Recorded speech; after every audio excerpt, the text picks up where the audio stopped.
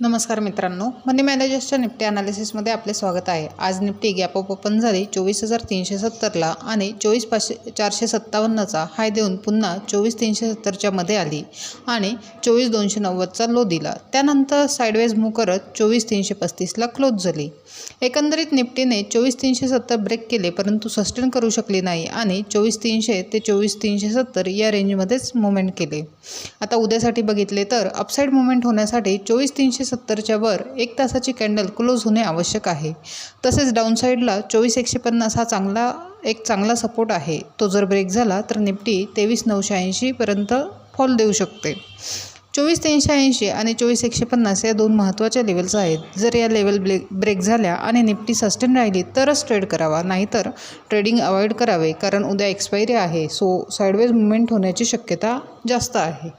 तसेच उद्या अक्षय तृतीयाचा सण आहे। आपल्या सगळ्यांना हार्दिक शुभेच्छा। अशाच निफ्टीच्या ॲनालिसिससाठी चॅनल सबस्क्राईब करा, तसेच व्हिडिओ लाईक आणि शेअर करा।